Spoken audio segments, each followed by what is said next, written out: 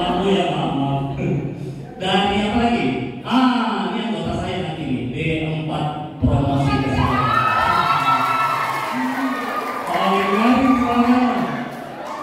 Mantap. Ini kalau hati-hati ya, kalau pergi keluar ketemu penjual gorengan digoreng nanti. Mirip di jalan. Ya tapi kalau tahu itu warnanya kesehatan masyarakat. Iya, itu adalah warna kesehatan kita. Ini yang mau apa ya? Jual gorengan. Apa? Sama profesi kan? Oh, kok bisa? Memang disiplin ya, supaya ramai begitu. Oh ya, luar biasa. Oke, bisa ada lagi yang bisa sebut? Hah? Apa? Administrasi rumah sakit mana? Satu orang. Ya, nggak apa-apa. S3 saya juga administrasi rumah sakit. Jadi kita samaan. Tenang, ada kawannya. Tenang. Jangan mengambil ya. Oke, bisa lagi yang belum? Semua ya? Oh, lain ARS, lain administrasi kesehatan, ambil biasa ya? Administrasi layanan kesehatan, mana orangnya? Jangan main bantu, udah boleh dibantu dia. Sedikit ya? Oh iya, nggak apa-apa, sedikit Pak, nanti kalau selesai, saingannya juga sedikit. Betul? Oke, luar biasa ya. Katanya dulu, apa kabar adik-adik semua? Apa kabar adik-adik semua? Ada semangatnya? Mana semangatnya? Sekarang saya minta kita berdiri semua ya, boleh? Silakan kita berdiri dulu. Sekarang kita senam sedikit. Ini bagus untuk kesehatan jantung. Ya. Sekarang tangannya angkat satu jari kiri kanannya. Saya pegang main dari kiri kanan. Nanti mainnya jatuh. Kiri kanan, oke. Tepuk tangan satu jari. Yang keras. Yang keras. Nah, tepuk tangannya ya. Yang keras. Dua jari. Pelan-pelan dulu, pelan-pelan. 3 jari. 4 jari. 5 jari. Luar biasa. Sekarang dulu Bapak Ibu adik sekalian. Kameranya siapa ya? Ya. Saya kalau ketemu mahasiswa S1 atau D3 itu hati saya itu kayak berbunga-bunga lagi, kayak nostalgia kembali ke masa-masa dulu. Ya, lain cerita kalau gas ya. Mohon maaf Bu bercanda. Ya, kalau ketemu adik-adik semangat saya itu langsung muncul. Ya kenapa? Karena menurut saya masa paling membahagiakan selain SMA itu adalah masa-masa kuliah. Betul atau betul? Kalian kan belum pernah rasa susahnya cari uang.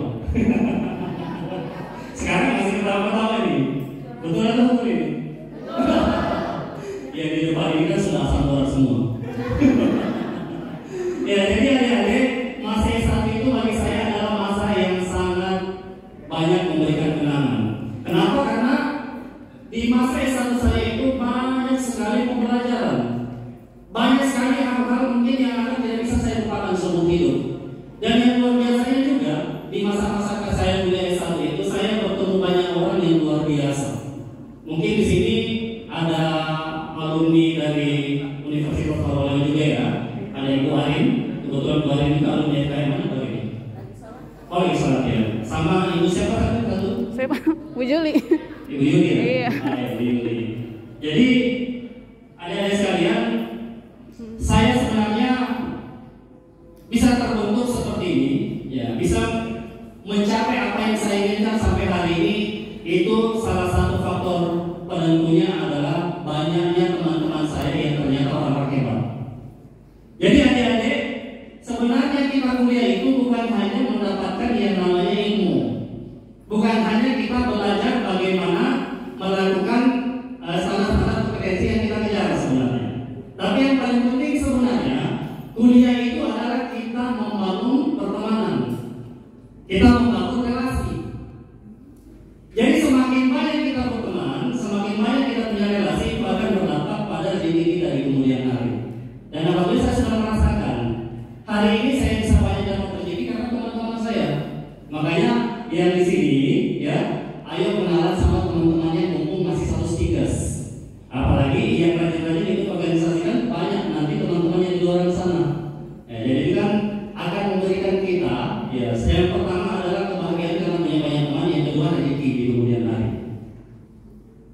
Ya, jadi adik-adik sekalian, mungkin yang masih semester awal ini masih bingung-bingung karena kan masih transisi loh dari masa SMA masuk ke masa kampus atau masa-masa perkuliahan. Cara belajarnya sudah mulai beda. Kita sudah mulai diajak berpikir sendiri, mandiri, kreatif, inovatif sendiri ya. Ya, yang akhirnya kita secara perlahan-lahan terpaksa mandiri. Kenapa saya bilang terpaksa? Beda loh antara orang-orang yang tidak pernah mengenyam yang namanya pendidikan. Jadi orang-orang yang tidak pernah mengenyam yang namanya pendidikan, biasanya kemandiriannya itu lama terlalu terbentuk. Ya, apalagi kalau hidupnya masuk di zona nyaman. Misalnya masih senang dengan sesuatu yang sebenarnya membuat dia nyaman, tetapi justru malah tidak membuat dia bertumbuh. Ya, jadi itulah mungkin beberapa hal yang akan kita ceritakan sebentar adik-adik. Oke, mudah-mudahan tidak bosan ya. Oke adik-adik, saya perkenalkan diri dulu ya. Jadi seperti yang dibacakan CV-nya, saya adalah seorang dosen di Fakultas Kesehatan Masyarakat Universitas Al-Oleo.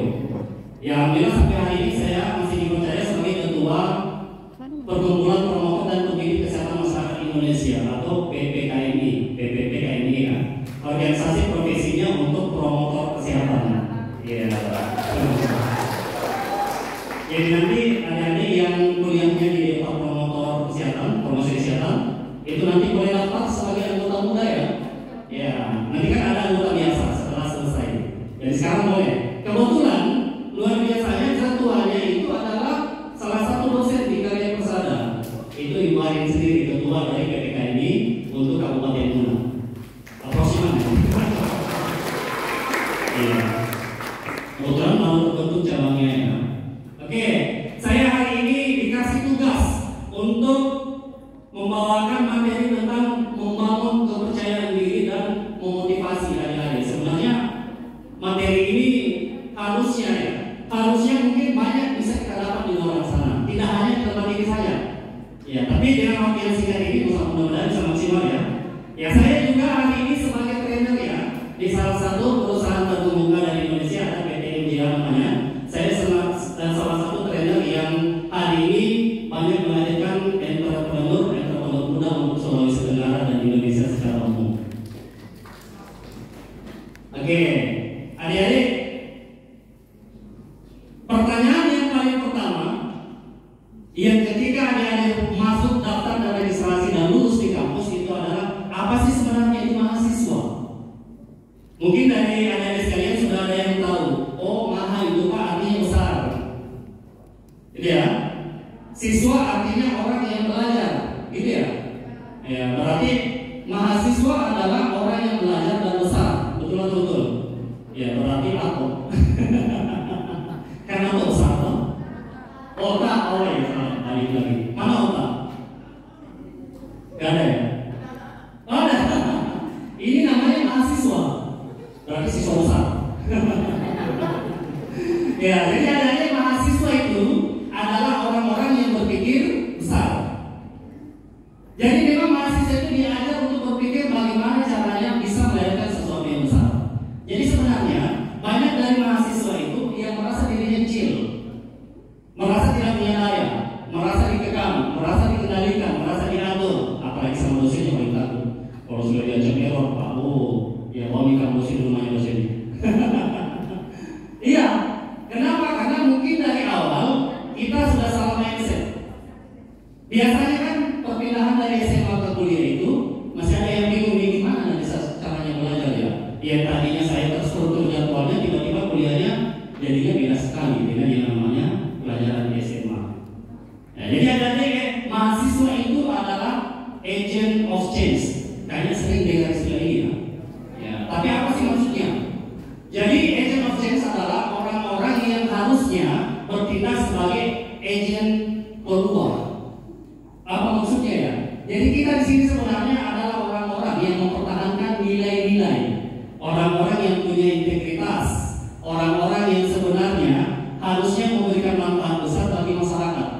Nah, itu yang sebenarnya mahasiswa. Jadi kalau mahasiswa menjadi mahasiswa seutuhnya, harusnya kita berpegang teguh dengan nilai-nilai itu.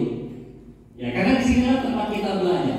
Yang membedakan antara mahasiswa dengan mahasiswa. Yang namanya mahasiswa selalu pikirannya itu bisa memberikan sesuatu yang beda terhadap masyarakat dan lingkungannya. Itu dulu. Ya. Sekarang kembali lagi, biasanya kalau saya dulu pulang di kampung ya, kadang-kadang saya suka ditanya yang aneh-aneh. Saya kan ini kesehatan masyarakat, ya bro ya. Pulang ke kampung disuruh suntik orang. Saya belajar bagaimana caranya mencegah orang supaya lagi meningkatkan kualitas hidup. Tapi disuruh nyuntik, nggak nyambung.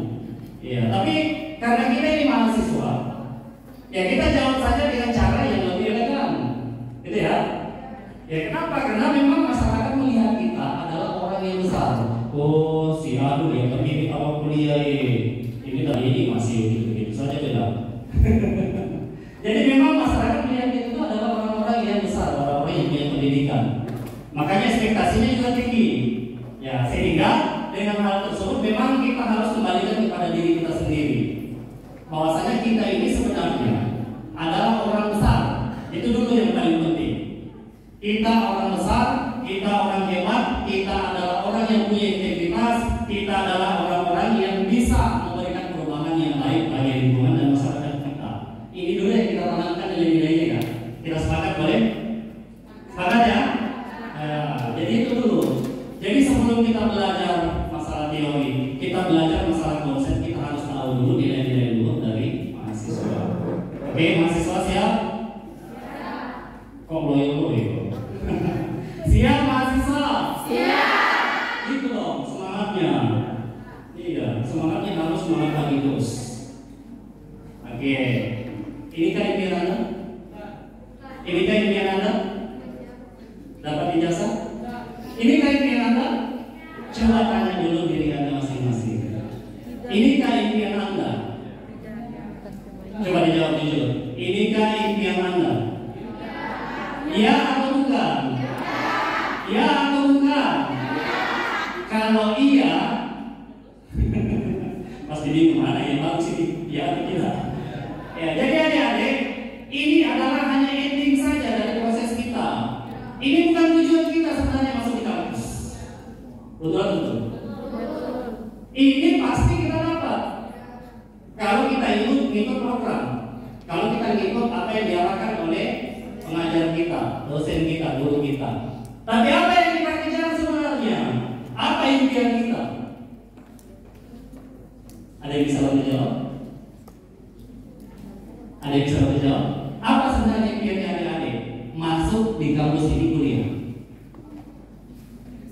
Apa kira-kira? Ada yang tahu? Mau jadi? Mencari kerja. Kerja dah hilang, masih istirahat. Silakan berdiri sama aja. Waalaikumsalam. Siapa namanya? Zailan. Oke, apa kira-kira yang Anda masuk di sini? Oke, teman dan pengalaman, berikan aplaus untuk saya dulu. Satu lagi siapa? Apa yang kita Anda masuk di sini? Siapa? Oke, silakan. Nama siapa?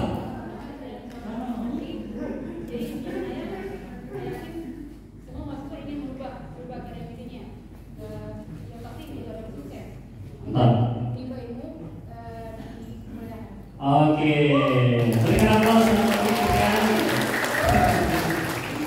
Ya, jadi kebanyakan memang banyak orang yang salah menjadikan ini sebagai tujuan, akhirnya menghalalkan segala cara, tidak mengikuti proses tapi menggunakan cara pintas, menggunakan the power of orang dalam bahwa kamu masih bermanusia itu tidak, ya loh? Ada yang begitu di sini? Mudah-mudahan tidak ada yang amin ya. Ya, belum. Saya punya cerita om saya itu kalau mendapat nilai katanya biasanya pergi dari sumur di belakang rumahnya dosennya supaya dapat nilai A. Jadi adik-adik, nilai